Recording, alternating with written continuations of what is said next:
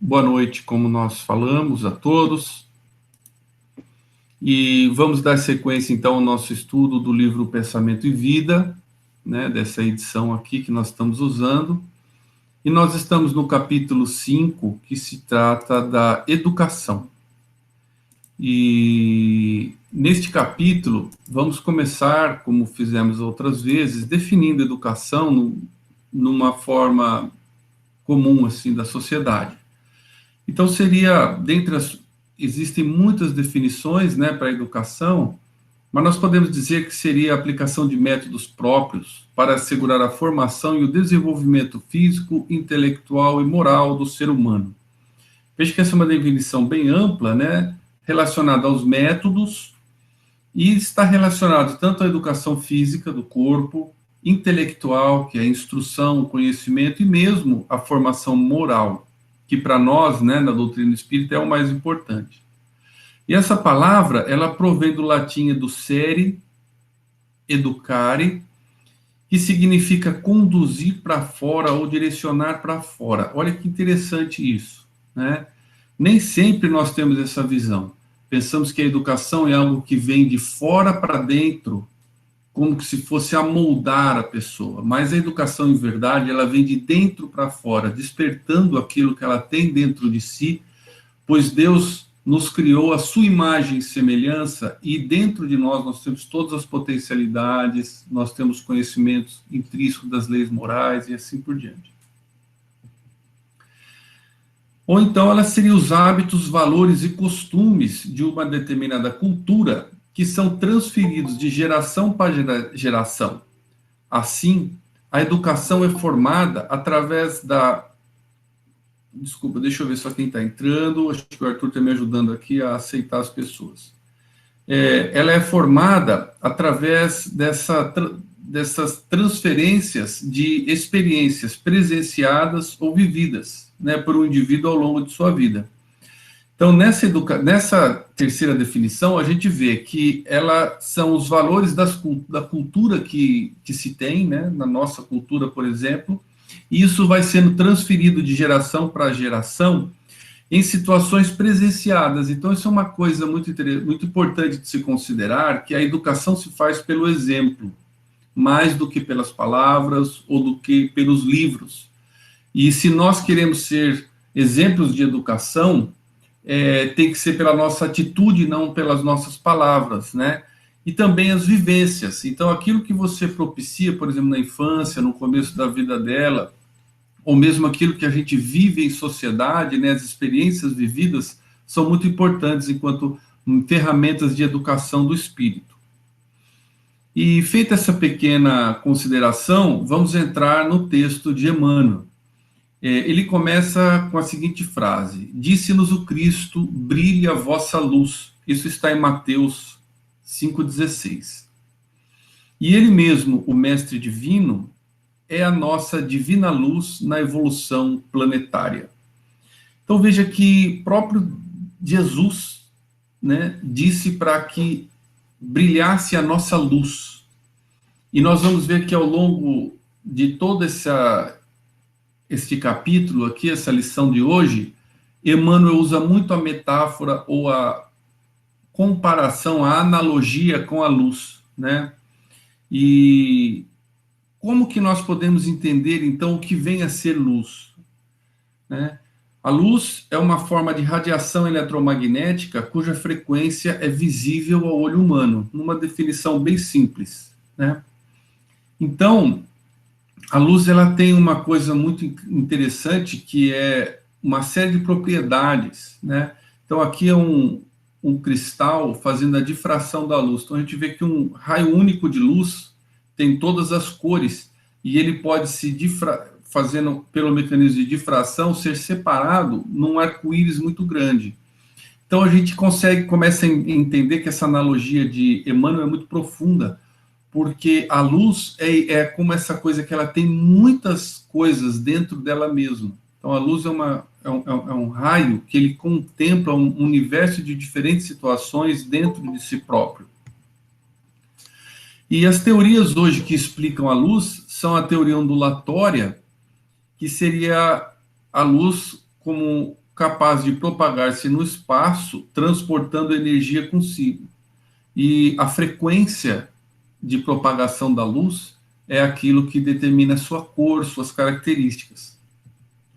E uma outra teoria que explica a luz é a teoria corpuscular, que a luz é formada por um grande número de partículas dotadas de movimento linear, porém elas não têm massa e elas se chamam de fótons. E hoje, né, o meu irmão, ele é físico, ele estava me explicando, eu liguei um pouco para ele para entender a questão da luz, que a ciência acredite que a luz ela seja onda e corpúsculo ao mesmo tempo, né?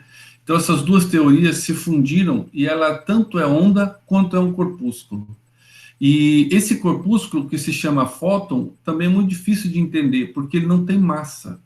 E a gente não consegue entender facilmente uma coisa que não tem massa, né? Como que pode ter uma coisa que não tem, que não é? Mas ao mesmo tempo esse fóton ele caminha, ele tem uma velocidade muito grande, que a gente sabe, e ele carrega consigo energia. E a maior parte dos atributos da luz podem ser explicadas pela essa teoria dupla ondulatória corpuscular. E aí a gente vê, né, o espectro visível da luz que chega aos nossos olhos, e dependendo do comprimento de onda, ela tem uma determinada cor, que vai ali do vermelho até o violeta. E tudo isso faz parte da luz e das suas características. E essa analogia, ela está em tudo, né, pessoal? Quando a gente vê um pintor renascentista, antigo, retratava os espíritos, os anjos, ele desenhava luz. No Velho Testamento, Deus se manifestava como fogo, que é luz. E a própria literatura espírita nossa, né, de André Luiz, por exemplo, mostra a luz dos espíritos, comenta da luz dos espíritos. Isso é bem interessante. E como que é emitida a luz, né? De onde ela vem? Então, ela vem de um processo chamado de termoluminescência, que é quando a luz, a irradiação se dá pela excitação térmica. E é como, por exemplo, o fósforo, o fogo, o nosso sol, a lâmpada, né? Que ela emite luz na forma de termoluminescência, ou na forma de luminescência, que são todos os processos de emissão de luz motivados por algum tipo de excitação nas moléculas, nas partículas, que não é térmica. Então vejam aqui nessa foto, isso é plâncton, né? Então são seres microscópicos marinhos e eles têm, pelo mecanismo de luminescência, quimioluminescência, eles emitem luz sem necessariamente emitirem calor, né? E então a gente vê que a luz está em vários aspectos da natureza. E os corpos que são iluminados, que têm luz, né, eles podem ter luz primária, que são aqueles que produzem sua própria luz. E eles são também chamados de corpos luminosos. Ou luz secundária, que são aqueles que apenas refletem a luz. Então são chamados de corpos iluminados. Então uma parede, nós, né, a gente tem ele emite, reflete a luz que a gente recebeu, enquanto os objetos que produzem a luz têm a luz primária. E quando Jesus falava para brilhar nossa luz, e mesmo Emmanuel reforça isso, brilhe vossa luz, a gente se pergunta, eu me pergunto, que luz é essa, né? É uma luz primária ou uma luz secundária? E provavelmente nós vamos concluir, né, se vocês aceitarem o meu ponto de vista, que é uma luz secundária.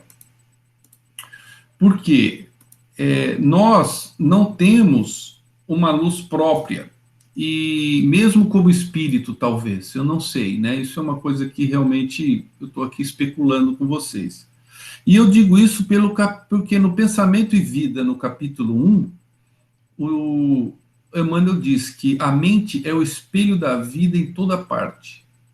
E quando ele fala das vibrações de luz, das emissões de energia da mente, ele fala como reflexo. E o reflexo do espelho é uma iluminação secundária. E essa luz, talvez, pessoal, ela venha sempre de um ponto só, que seria o Criador. Tudo vem de Deus. Deus fez a energia, a matéria, e nós nos apropriamos, e como co-criadores, nós vamos transformando. Então, o que nos cabe é sermos espelhos limpos, que possam refletir em plenitude a luz divina. Continua Emmanuel. Admitia-se antigamente que a recomendação do Senhor fosse mero aviso de essência mística, conclamando profitentes do culto externo da escola religiosa a suposto relevo individual depois da morte na imaginária corte celeste, né? Então, será que essa questão ela é secundária, né? E então, o que seria místico? Místico seria referente aos mistérios, às cerimônias religiosas secretas, que não se dá segundo as leis naturais ou físicas, sobrenatural. E profitente, que é uma outra palavra diferente aqui, né, é que professa.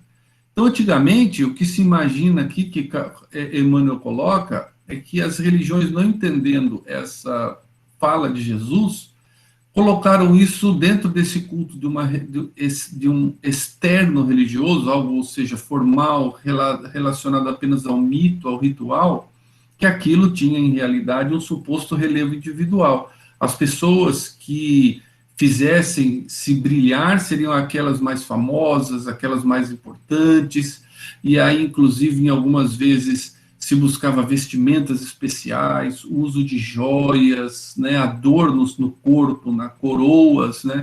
Então, isso tudo mostrando que a gente tentou materializar essa questão e não entendendo, em realidade, o fundo dela.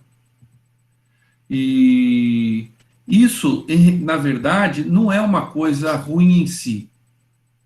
Faz parte da nossa ignorância, né, pessoal? A primeira coisa que a gente precisou conquistar, desde que nós saímos do reino animal, passamos pelas plantas, passamos pelos animais, e hoje estamos no reino dos homens, no reino hominal, é a busca da personalidade. Então, para isso, nós adquirimos paixões. Paixões já são um desenvolvimento relativo da alma. E as paixões são muito ligadas ao corpo, e elas são molas propulsoras, como a gente encontra na Gênese, né, por Allan Kardec, molas propulsoras da nossa evolução intelectual. E a conquista da nossa personalidade foi importante. A questão é que agora nós entramos numa fase mais amadurecida da evolução do espírito, onde nós vamos não necessitando tanto mais do corpo, mas valorizando cada vez mais o que é do espírito, o que é da alma, o que é da mente, né? E aí nós temos que nos desvencilhar desse tipo de visão do que é a personalidade e buscar uma coisa mais plena. E hoje, no entanto, né, nós sabemos que a lição de Jesus deve ser aplicada em todas as condições, todos os dias, né? O quê? O brilhe vossa luz, né? Então, entrando nessa nova fase, nós conseguimos começar a perceber que, em realidade, o reflexo que nós temos que ter de Deus, de Jesus, é em relação às nossas atitudes no bem e a promoção da paz, da felicidade para todos, né? E quando a gente vê nessa frase todas as condições de vida, é um desafio bastante complexo, né? Porque então a gente imagina que a religiosidade é para ser de todos os momentos e atitudes de nossa vida. Então, com essa frase aparentemente simples, né? Hoje entendemos e reconhecemos que a lição deve ser aplicada em todas as condições. Emmanuel coloca muito claramente que religiosidade não é uma coisa que se pratica só no ambiente religioso, só no centro espírita, só na igreja. Ali, talvez a gente vá buscar forças, buscar amparo, mas a essência dela tem que ser vivida sempre. Nós temos que ter essa coerência e sermos religiosos e brilhar nossa luz de manhã, no trânsito, quando nós estamos conversando com uma pessoa que é um desafeto nosso, quando nós estamos irritados, né? E ainda voltando à luz, Emmanuel diz: a própria ciência terrena atual reconhece a presença de luz em toda parte. Isso é uma grande verdade, né? Então eu tirei aqui essa imagem só para a gente ver a termoluminescência primária no ser humano. Então essas são duas fotos de uma pessoa antes e depois dela correr. Então a gente vê que aqui na região do peito é mais azul, né? Então é 27 graus, porque é o ar que a gente inspira ali é mais frio, né? E alguns lugares, né, em volta da cabeça, do coração, no centro, aqui em volta do pulmão, a temperatura é bem alta, chega ao lilás ali. E depois que a pessoa corre, então, como há uma ofegação, a gente respira muito, né? Então, aumentou o azul, mas aumentou também o lilás, né? Então, realmente, no espectro de luz que o nosso corpo emite naturalmente, como termoluminescência, nós não vemos, mas a gente emite luz. E hoje as câmeras, né, infravermelho podem captar, que é o que nós estamos vendo aí. Mas Emmanuel vai além disso, né? Então ele diz que o corpo humano, devidamente estudado, revelou-se não mais como matéria coesa, senão espécie de veículo energético, saturado em partículas infinitesimais, estruturado em partículas infinitesimais que se atraem e se repelem reciprocamente com o efeito de microscópicas explosões de luz. E ele chegou aí nas partículas atômicas, nas partículas subatômicas, que fazem a estrutura do nosso corpo, né?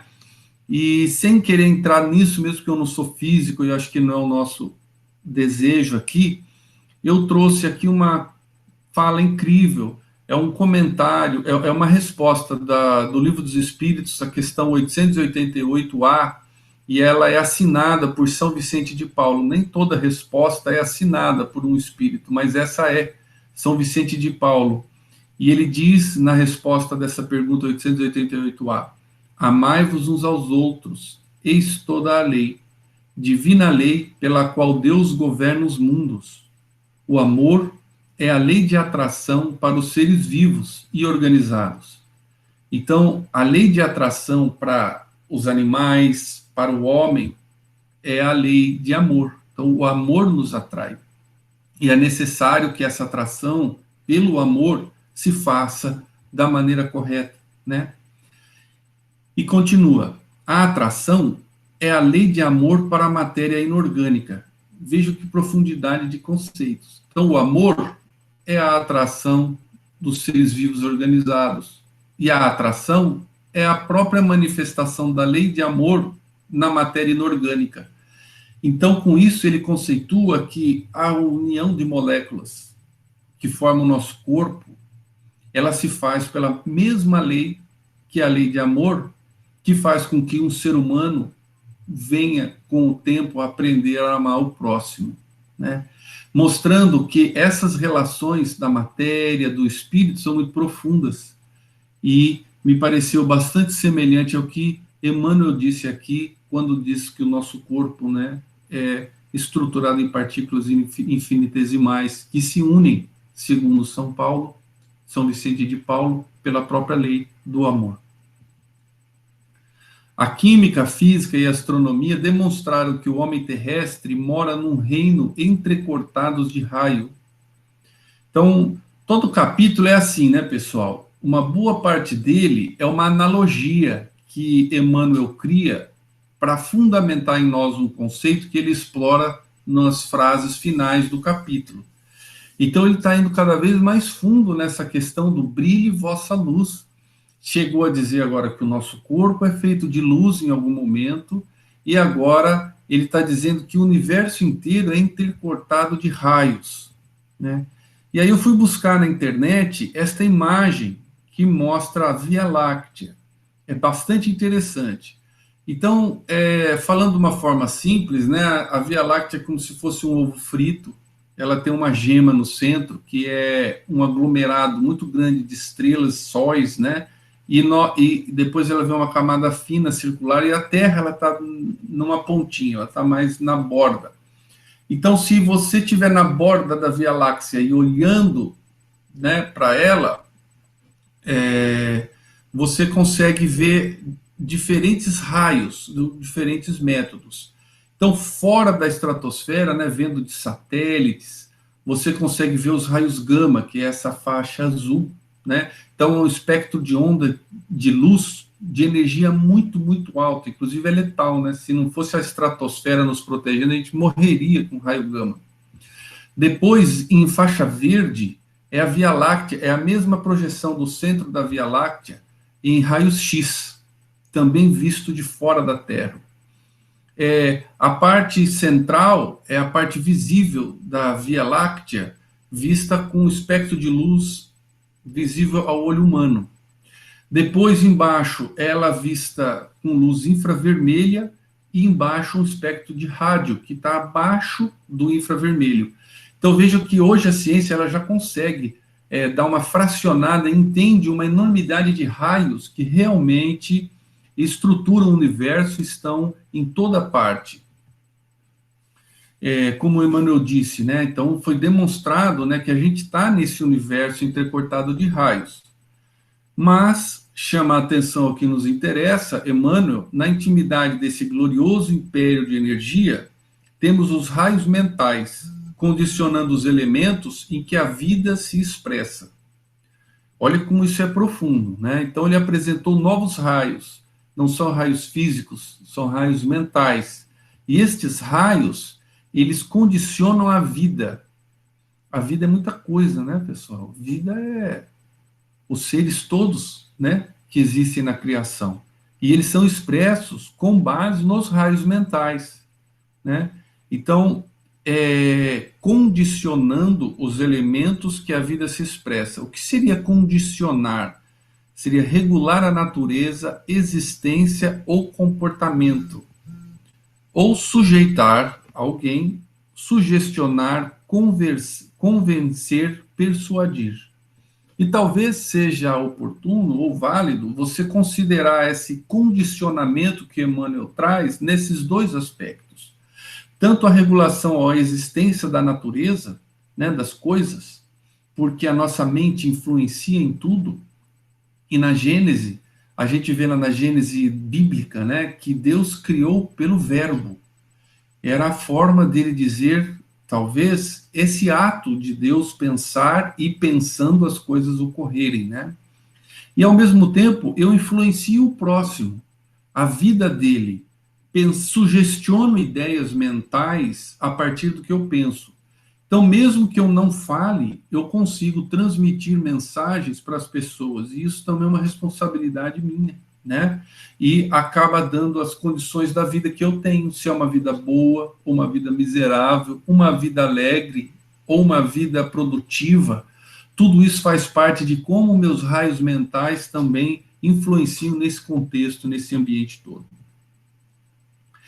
E nós tínhamos visto já no Pensamento e Vida, no capítulo da vontade, que o cérebro é um dínamo que produz energia mental, segundo a capacidade de reflexão que lhe é própria.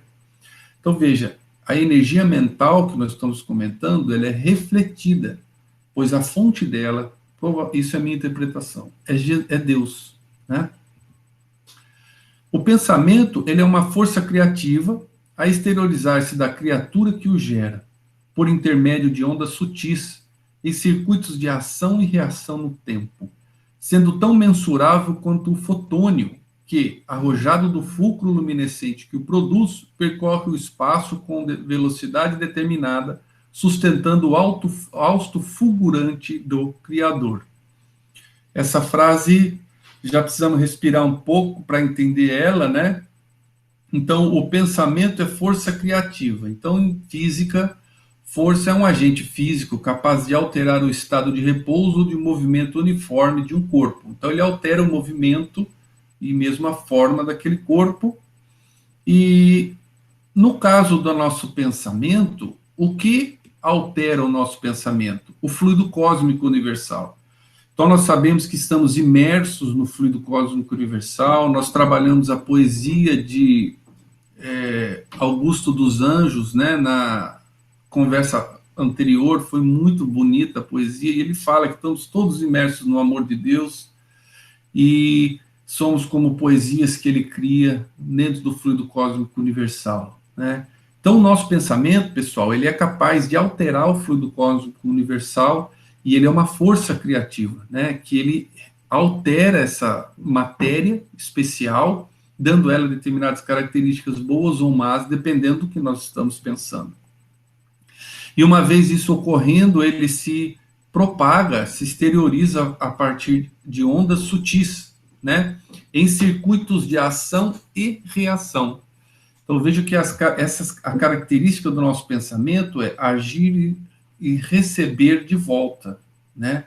E eu já comentei várias vezes essa frase brilhante que eu acho de Aristóteles, né? Que ele diz que pensar é uma ação divina, é criar condições atrativas de pensamentos idênticos.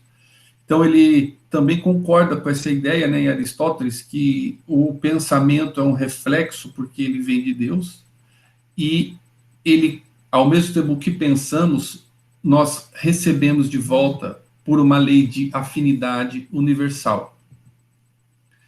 E depois ele comenta, Emmanuel, que o pensamento é mensurável como fotônio. Então, ele vai a fundo nessa analogia que ele faz.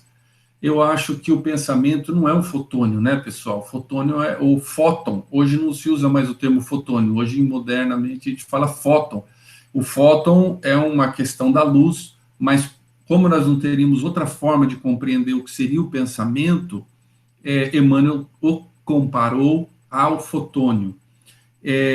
Então, o que é na teoria de corpuscular? O fotônio é aquela partícula que não tem massa, mas tem energia, e carrega essa energia pelo espaço numa velocidade determinada. A gente sabe que são 300 mil quilômetros por segundo, né? Hoje em dia a gente acredita que seja assim. E aí, isso sustenta o Fausto fulgurante da criação. Então, o pensamento, estas ondas todas que modificam o fluido cósmico, né, eles sustentam o hausto. Aí é uma palavra difícil, né? Eu falei, meu Deus, hausto, eu fui ver o que é hausto. Hausto é uma aspiração longa, ação de sorver o ar. Veja, se fosse eu, né, como não entendo isso, eu falaria, sustenta o quê? O amor, sustenta a vida, sustenta a criação do universo. Mas o Emmanuel escolheu uma palavra muito específica, hausto. E aí, o que seria essa aspiração, a ação de sorver o ar? E isso está intrincado em todo o pensamento hebraico cristão, pessoal. Se a gente for lá na Gênesis mosaica, no capítulo 2, logo no começo da Gênesis, que é a criação do universo, então nós vemos que no sexto dia, Deus tirou do barro, ele fez um homem.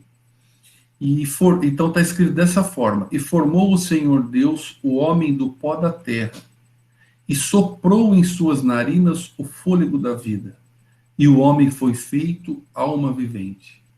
Olha que coisa linda, né?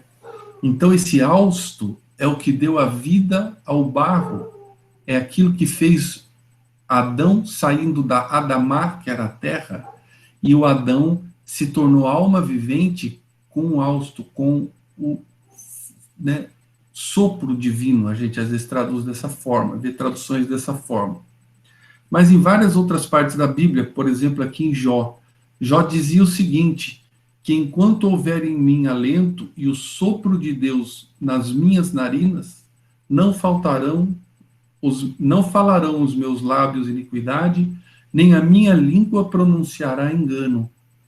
Olha que bonito. Então, Jó, de alguma forma ali, ele detectou isso. Enquanto esse hausto divino, esse sopro divino estiver em minhas narinas, meu lábio não falará nada de ruim, minha língua não pronunciará engano, ou seja, esse tipo de comunhão com a verdade, com Deus, né, é o que nos sustenta ser pessoas de bem.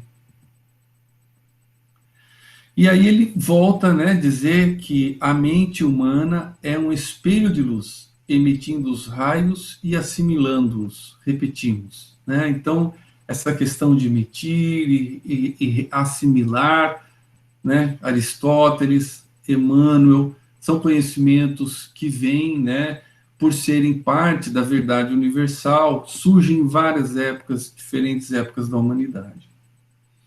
Este espelho, entretanto, jaz mais ou menos prisioneiro nas sombras espessas da ignorância. Então, esse espelho que é a mente, o espelho aqui é a analogia de mente, ele está nas sombras espessas da ignorância. Então, ele já falou isso outras vezes também. Está preso ali no cascalho, né, precisando ser removida aquela sujeira toda, toda aquela lapidada, aquela pedra preciosa, né? A maneira de pedra valiosa incrustada no carvalho, no cascalho das furnas ou na anfractuosidade do precipício. Ou seja, são as anfractuosidades, são pontas, né, são relevos, irregularidades, para que retrate a irradiação celeste e lance de si mesmo o próprio brilho, é indispensável ser desentrance das trevas, à custa do esmeril do trabalho. Então, a palavra aqui é ignorância. Então, o mal, em verdade, é a manifestação da nossa falta de compreensão. No momento em que nós compreendermos as leis divinas, as leis morais, né, nós estaremos livres dessa ignorância e, por consequente, livres do mal, né? E aí vem uma palavra diferente, irradiação, que é difusão por meio de raios. Então, ele está novamente dizendo dos raios, né, para que retrate a irradiação celeste, e lance de si mesmo o próprio brilho. Então, para que haja a reflexão do bem em nós, nós temos que estar limpos das anfractuosidades, ou seja, tem que estar polidos. E aí ele usou uma outra figura que é do esmeril. Então, o esmeril é aquela peça que a gente usa, né, na ferramenta que você usa para amolar a faca ou para aplainar os metais, né? E então nós teremos que nos desentrançar, que é o quê? Soltar o que está entrançado, desmanchar, nos livrarmos das imperfeições que nós temos, e isso nós faremos a partir do trabalho. Então vejo que no plano divino, sofrer não faz parte. Sofrer é uma consequência das ações incorretas ou da imperfeição da matéria. Mas, para que evoluamos e reflitamos o bem e o belo, basta o trabalho. É o esmeril do trabalho, né? Não do sofrimento. E lançar de si mesmo, que é o que está ali também destacado, é o próprio objetivo da criação. Vocês lembram que educare é remover, tirar de dentro, né? Que nós vimos na palavra latina. Então, quando Emmanuel diz de lançar de nós esse aspecto, ele está referindo-se ao processo educativo, em verdade. Reparamos, assim, a necessidade imprescritível de educação para todos os seres. E aí vem uma má notícia, né, gente? Educação é para sempre, ela é imprescritível, ela não prescreve. A gente, às vezes, vê esse engano, as pessoas pensam que educação é na escola. Então, quando eu me formei, acabou. Já me formei, não preciso mais de educação. Não, a educação é um ato imprescritível, um ato permanente do espírito que ele faz em todas as fases da vida, e ele faz também no plano espiritual e no plano material, quando encarnado. Então, a busca da educação é uma busca constante, e é por isso que na doutrina espírita se valoriza tanto o estudo, a leitura, né? E também a prática. Pois nós estamos vendo que estudar e educar é muito mais do que simplesmente adquirir conhecimento. E, para ilustrar isso, no capítulo 12 do livro 3º, do Livro dos Espíritos, Perfeição Moral, existe na pergunta 914. Estando o egoísmo fundado no interesse pessoal, parece difícil extirpá-lo inteiramente do coração do homem. Chegaremos a isso? A educação que nós nos referimos aqui hoje é a educação moral. Então, como o egoísmo é a maior chaga da humanidade, do ser humano, como nos livrar dele, né? Será possível? Pergunta Kardec. E a resposta é: à medida que os homens se esclarecem sobre as coisas espirituais, dão menos valor às materiais. Em seguida, é necessário reformar as instituições humanas, que o entretêm e incitam. Então, hoje, as instituições humanas entretêm o egoísmo, incitam o egoísmo. Nós acabamos sendo ensinados a ser egoístas e a pensar em nós mesmos. tanto as instituições familiares, quando equivocadas, como as instituições escolares, quando equivocadas. E esse prevalecimento das coisas espirituais e a reforma dessas instituições dependem da educação. Então, mostrando, né, que esse aspecto ele é muito importante para a evolução nossa e da sociedade como um todo. Continua Emmanuel. Lembremos-nos que o eterno benfeitor, em sua lição verbal, fixou na forma imperativa a advertência a que nos referimos: brilhe vossa luz. Todo o tempo a gente percebe que Emmanuel vem dando argumentos, analogias, explorando cientificamente o que é luz, para que essa advertência, que a gente venha a entender em profundidade essa advertência do Cristo, né? Brilhe vossa luz. E o que significa imperativo? É um adjetivo que expressa uma ordem, que manda com autoridade. Então, Jesus não pediu, ele determinou a necessidade de que nós façamos brilhar a nossa luz. E isso requer que o potencial de luz de nosso espírito deva fulgir em sua grandeza plena. Fulgir é fazer brilhar, ou brilhar, resplandecer. E semelhante feito, somente poderá ser alcançado pela educação. Esse grifo foi meu, não havia no texto original, que nos propicie justo burilamento.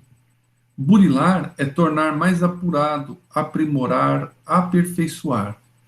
Então, a educação que interessa para que brilhe a nossa luz não é uma educação qualquer. É uma educação que promova o justo burilamento, ou seja, que nos aperfeiçoe, limpe nossas arestas, remova o cascalho, as anfractuosidades, para que a nossa mente reflita a luz, para que o nosso cérebro imita essa energia pura. E ele termina com esta frase, que eu vou tentar esmiuçar ela da melhor forma possível. Mas a educação, com o cultivo da inteligência e com o aperfeiçoamento do campo íntimo, em exaltação de conhecimento e bondade, saber e virtude, não será conseguida tão só à força da instrução, que se imponha de fora para dentro, mas sim com a consciente adesão da vontade, que, em se consagrando ao bem por si própria, sem constrangimento de qualquer natureza, possa libertar e polir o coração, nele plasmando a face cristalina da alma, capaz de refletir a vida gloriosa e transformar, consequentemente, o cérebro em preciosa usina de energia superior, projetando reflexos de beleza e sublimação. Então, com isso, ele finaliza o brilhe vossa luz. É lógico, gente, que eu também não consigo entender isso em plenitude. Eu disse, né, sempre que me interessou dividir esse estudo com vocês, porque eu estou buscando compreender, né, também não sei, mas vou dar aqui os meus palpites, o que eu consegui entender aqui, tá? Então, primeiro, conhecimento e bondade, saber e virtude, tem muito a ver com a cooperação que nós vimos antes, que são as duas asas da evolução humana, que é o amor e a sabedoria, né? O conhecimento, tudo que diz respeito ao saber e tudo que diz respeito ao amor. Então, essa imagem muito forte na doutrina espírita, que nós só levantaremos nosso voo espiritual se nós tivermos conhecimento e bondade, saber e virtude. Isso é a primeira coisa a destacar aqui. E aí nós temos para isso o cultivo da inteligência e o aperfeiçoamento do campo íntimo. Então nós temos que estudar, entender de ciência, entender da luz, né? No que estamos aqui nessa analogia, mas nós temos que entender de nós mesmos, entender a nossa moralidade, as nossas dificuldades, o que nós precisamos melhorar. E outro aspecto fundamental aqui é a vontade, né? Essa educação é uma educação que vai vir de dentro para fora. Então, ela é endógena, ela não é exógena, ela é autônoma, né? Ela não é heterônoma, ela vem de nós, né? E para que ela nasça, é necessário vontade. E nós tivemos também um estudo, um capítulo, foi o capítulo 2, que foi só sobre vontade, consagrando ao bem por si própria, né? Uma coisa íntima que se faz de dentro para fora, né? E Santo Agostinho, que nós já trouxemos também essa frase dele, ele reconhece, ele diz: a razão conhece, a vontade escolhe. Para fazer o bem, só a razão não basta, é preciso força de vontade. Então nós vamos nos superar na medida que a gente aprenda a dominar e criar essa vontade em nós. E com isso iremos libertar a face cristalina da alma. Então logo no primeiro capítulo de Pensamento e Vida, Emmanuel fala, né, que o espelho da vida, né, que o coração é o centro de ondulações e energias. O cérebro é o nosso centro de ondulações e energias, e o coração é a face da mente. Então as energias vêm do cérebro, mas a sua aparência, quem dá é o coração. Então a face cristalina da alma depende de um coração puro. E continuando, né, isso vai nos fazer refletir, transformar, e o nosso cérebro será uma usina preciosa de energia, né? Então, Kardec já também Emmanuel também já nos disse em Pensamento e Vida, no capítulo da vontade, que o pensamento é uma força eletromagnética, e ele agora até compara com o fóton, e diz que um dia nós vamos medir isso, né? Muito interessante isso. E na época que a gente viu isso, eu tinha feito essa conjectura aqui, né? Seria dizer que o pensamento é uma força material, com princípio e característica de matéria, influenciando ou sendo capaz de alterar tanto a matéria espiritual, perispírito, imagens, pensamento, quanto a matéria ordinária. E talvez seja isso, né? Quando a gente vê esses cristos, né, como Jesus, que criam planetas, criam sistemas, eles criam aquela matéria, modificam aquela matéria cósmica pelo seu pensamento. E isso são coisas que talvez estão em nós e nós também vamos conseguir exteriorizar um dia. E aí, continuando essa questão da educação moral, né, Kardec pergunta: qual é o meio de se destruir o egoísmo? De todas as imperfeições humanas, a mais difícil de desenraizar é o egoísmo, pois se liga à influência da matéria. E eu havia comentado isso, né, que muito daquela criação da nossa personalidade pelo estado de ignorância que nós estamos, e a matéria, até hoje, ela nos guiou. Quando a gente era em princípios mais anteriores, né, como estagiando nos reinos animais, no início do período humano, a gente era muito dependente do que a matéria e as paixões da matéria nos estimulavam para que a gente desenvolvesse a voz, a comunicação, as potências da mente. Só que agora, entrando numa nova fase, de uma nova humanidade, nós temos que remover de nós essa influência e buscar polir essa face do nosso coração para ela refletir a luz divina, né? E aí, isso não é toda a resposta, quem quiser pode procurar, 914 tem mais coisas, mas eu trouxe o que eu achei de principal no comentário dessa resposta, feito por Fenelon. Fenelon, ele diz: devemos atacar o mal pela raiz, com a educação. Não a educação que tende a fazer homens instruídos, mas a que tende a fazer homens de bem. A educação será a chave do progresso moral, que se faça pela moral tanto quanto se faz pela inteligência, e ver-se-á que há naturezas refratárias, há também, em maior número do que se pensa, as que requerem apenas boa cultura para darem bons frutos.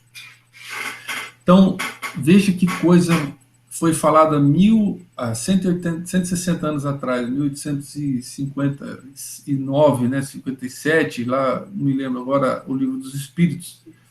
Então, a gente vê que Fenelon já tinha dado a resposta aqui para nós. Hoje, todo o sistema educacional nosso é voltado ao desenvolvimento da inteligência, porque a gente educa na escola para a criança passar no vestibular, né? E a educação no lar, a Arvênia, né, a minha sogra, Arvênia Prada, ela falou um pouco sobre isso, né, ela vem falando de família, da visão espírita, às vezes está relegada a segundo plano, mas a educação tem que ser feita pela escola ideal, pela família ideal, as duas têm que se somar para fazer a educação moral do cidadão. E isso vai ser muito importante para o progresso social e para que a gente combata o egoísmo e outros males, né, que afligem da nossa alma, né? Veja só, que se faça pela moral, quanto se faz pela inteligência, e veremos um grande progresso aqui na humanidade. E a gente vê que, para Platão, o fim da educação é a transformação do homem moral. E Aristóteles também. Aristóteles pensa a educação como causa da felicidade. Então, não é possível ser feliz, para Aristóteles, sem educação. E ela seria a maneira de preparar o cidadão para a vida em sociedade. E essa vida em sociedade deveria se dar por meio de virtude. Não aprendemos a virtude, ainda segundo Aristóteles, lendo textos ou ouvindo conceitos sobre palavra, mas mediante a educação que recebemos e praticando atos virtuosos. Então, para Platão, não adianta ler e ouvir. Ele já deixou claro que é necessário vivenciar e ver pessoas que exemplificam aquilo que se deseja. E ainda no capítulo da instrução, pensamento e vida, que foi o estudo anterior, estudar e servir, né? São rotas da evolução. E aí nós vamos ver isso de novo em Allan Kardec, pergunta 75 do Livro dos Espíritos. Por que a razão não é sempre um guia infalível? Né? Por que não apenas o pensar, o raciocinar? Ela seria infalível se não tivesse falseada pela má educação, pelo orgulho e pelo egoísmo. O instinto não raciocina. A razão permite ao homem escolher, dando-lhe o livre arbítrio. Veja que importante isso aqui, né? Então, como nós temos uma má educação, uma educação que não muda os caracteres, não busca o combate ao egoísmo e ao orgulho, muitas vezes o puramente racional, intelectivo, nos leva a erros e a enganos. Outros exemplos, eu estou trazendo do Livro dos Espíritos alguns materiais para que amplie a nossa interpretação, tanto do Livro dos Espíritos, quanto também dessa implicação toda da educação que traz Emmanuel aqui no livro Pensamento e Vida. Há pessoas que caem nas privações e na miséria por sua própria culpa. A sociedade pode ser responsabilizada por isso? A gente vê um mendigo, né? Nós pensamos, o cara é desorganizado, imagina, olha que situação, e nós deixamos ele como se a gente tivesse nada com isso. É só dele o problema, né? Está lá, né? Passando fome, passando miséria. Olha a resposta dos espíritos. Sim, já o dissemos. Ela quem? A sociedade, né? Ela é sempre a causa primária dessas faltas. Não é às vezes, ela é sempre. Pois não lhe cabe velar pela educação moral dos seus membros? É frequentemente a má educação que falseia o critério dessas pessoas, em lugar de asfixiar-lhes as tendências perniciosas. Então, a falta dessa educação que a gente busca entender agora, que Emmanuel vem nos trazer, né, essa educação moral, é que faz com que hajam muitas das pessoas que estão aí na sociedade, porque a má educação falseou o critério. Significaria isso? Ela não soube discernir, escolher o certo ou o errado e terminou fazendo escolhas que a conduziram para aquela situação. E não tem a ver com essa pergunta, esse é um comentário de Allan Kardec na pergunta 872, mas para trazer o que Kardec pensava de educação. Olha o que ele disse, é um comentário dele. Cabe à educação combater as má tendências, e ela o fará de maneira eficiente quando se basear no estudo aprofundado da natureza moral do homem, que é todo o capítulo 3º do Livro dos Espíritos. Pelo conhecimento das leis que regem essa natureza moral, chegar-se-á a modificá-la como se modificam a inteligência pela instrução e as condições físicas pela higiene. Então, ele comparou a higiene, a estruturação da matéria, para a gente ter uma boa vida, a instrução, que é capaz de trazer dados intelectuais e melhorar intelectualmente a pessoa, com a educação verdadeira, que seria a transformação da natureza moral do homem. Então, para isso, nós temos que entender as pessoas, entender o ser humano, né, as leis morais que regem o universo, que a gente sabe estão escritas todas na nossa consciência, né? Deus não nos criou sem GPS. Deus nos criou com uma bússola. Essa bússola são as leis morais que estão implantadas na nossa própria consciência. E tem que acessar isso. Por isso que a educação é um movimento de dentro para fora, não de fora para dentro. E Kardec colheu muito isso em Pestalozzi. A gente fala muito de Pestalozzi, né? Essa é uma figura dele, né? E ele foi um pedagogo muito famoso que transformou a pedagogia moderna. E ele afirmava que a função primordial do ensino é levar as crianças a desenvolver suas habilidades naturais e inatas. Segundo ele, o amor deflagra o processo de autoeducação. E Pestalozzi trouxe como base pedagógica o amor.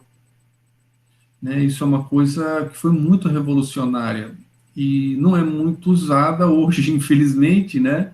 Mas você imagina se o professor não só buscasse trazer recursos intelectivos, como vivenciasse um amor verdadeiro pelo aluno. Que poder não teria isso de transformar a sociedade, né? E autoeducação. Pestalozzi chega a ponto de afirmar que a religiosidade humana nasce da relação afetiva da criança com a mãe, por meio da sensação de providência. Então, a mãe provendo e amando, como que se ensinasse os primeiros conceitos do que é Deus para uma criança ainda muito pequena. E eu trouxe esse comentário, mais no sentido de lembrar que essa educação moral que precisa ser feita dentro da nossa família é fundamental.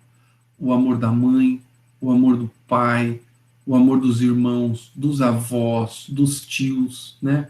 Isso é fundamental. Né?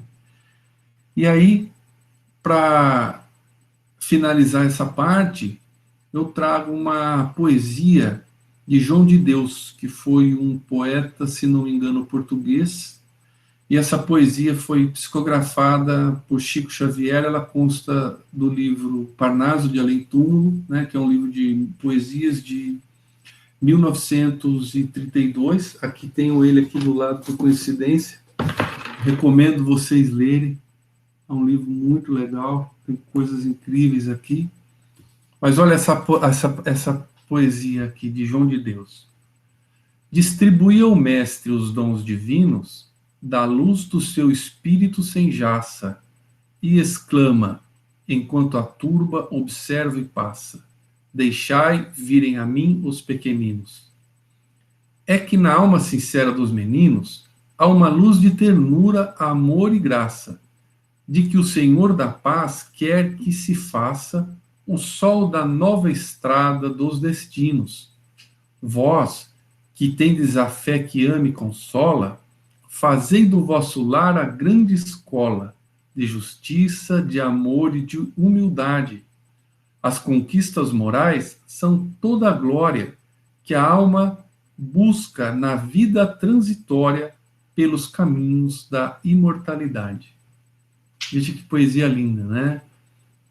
Buscando lá em deixar vir a mim os pequeninos de Jesus e exortando quem tem fé, que ama e consola, que faça a lei de justiça, amor e caridade, né? E que as conquistas morais são a glória, ou seja, são aquilo que nós buscamos na nossa vida transitória. Isso é muito bonito. E para finalizar propriamente, eu sempre trago aqui do Pão Nosso uma lição que eu acho que tem a ver com o que nós vimos. E o Pão Nosso também é um livro ditado pelo próprio Emmanuel. E a lição 173 nos diz como testemunhar. Mas recebereis o poder do Espírito Santo, e há de vir sobre vós, e ser-me-eis testemunhas, tanto em Jerusalém como em toda a Judéia, Samaria e até os confins da terra. Então, em Atos dos Apóstolos, Paulo diz que os discípulos receberão o poder, ou seja, receberão a influência divina, o hausto divino que nós vimos lá atrás, de Jó, que soprava em suas narinas. E aí o discípulo que recebe isso será testemunha, mas não só em Jerusalém, não só na igreja, em toda a Judéia, em toda a Samaria, em todos os momentos de nossa vida. E aí vem Emmanuel explicando. Realmente, Jesus é o Salvador do mundo, mas não libertará a terra do império do mal sem a contribuição daqueles que lhe procuram os recursos salvadores. Então, realmente é necessário o discípulo, nós temos nossa importância neste processo. O Divino Mestre, portanto, precisa de auxiliares com atribuições de prepostos e testemunhas. Então, nós temos que ser prepostos e testemunhas, onde é muito mais difícil, porque testemunhar com atos, né, com o que a gente é, não com o que a gente fala. É impraticável o aprimoramento das almas sem educação. E a educação exige legiões de cooperadores. Há lugar para todo mundo, gente. Todo mundo. São necessárias legiões. Então, para que haja educação, que ela é essencial para o aprimoramento das almas, são necessários cooperadores, e temos aí todas as oportunidades. Contudo, para desempenharmos a tarefa de representantes do Senhor na obra sublime de elevação, não basta o título externo com vista à escola religiosa. Não basta o título, né? Não basta a educação formal. Indispensável é a obtenção das bênçãos do alto por intermédio da execução de nossos deveres, por mais difíceis e dolorosos. Então, eu só serei uma testemunha e poderei fazer se realmente eu executar aquilo que me cabe neste processo. Até agora, conhecemos a saciedade na Terra, o poder de dominar, governar, recusar, ferir e de fácil acesso ao campo da vida. Então, é a construção da personalidade. São os estágios animais, a vivência das paixões, que foram molas muito importantes até esse momento. Elas permitiram que chegássemos até aqui. Vamos agora buscar uma nova fase de vivência. Raras criaturas, porém, fazem por merecer de Jesus o poder celeste. Do quê? Olha que incrível. O poder de obedecer, ensinando. Então, muitas vezes, ensina mais aquele que não fala, aquele que obedece, do que aquele que prega. De amar construindo. Então, amar por meio de obras. Nós vimos também Emmanuel já dizer isso, que o amor é ação, ele não é contemplação, sentimento. Esperar trabalhando. Olha que coisa. Então, esperar dá a impressão que é braço cruzado, mas não, é no trabalho nós esperamos e com isso seremos aptos, né, a ajudar e colaborar com o Cristo e ajudar desinteressadamente, que é a verdadeira caridade, porque em caridade em si não é nada material. Caridade é amor, são sentimentos que a gente sente, benevolência, né? Benevolência e desinteresse.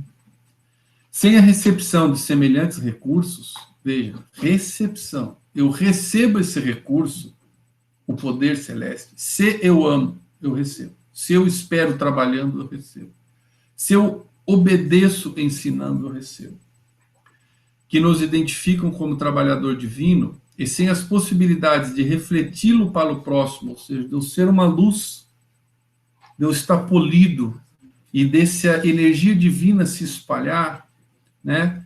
Isso em espírito e verdade, através de nosso esforço constante de aplicação pessoal do Evangelho, Podemos personificar excelentes pregadores, brilhantes literatos ou notáveis simpatizantes da doutrina cristã, mas não seremos testemunhas dele. Então, eu acho que é bastante sério isso, né? Porque raramente, quando vemos um trabalhador que se desponta, ele acaba se iludindo com toda essa estrutura de pregar, de ser um brilhante orador, de falar coisas difíceis, e raramente está disposto a pregar pelo exemplo, desinteressadamente ou trabalhando, né? Então era isso que eu tinha para trazer hoje, pessoal. Desculpa aí, nós passamos 2 minutos. Espero que tenha sido uma reflexão legal para vocês e colocamos aí à disposição para que vocês façam comentários, críticas ou sugestões, tá bom?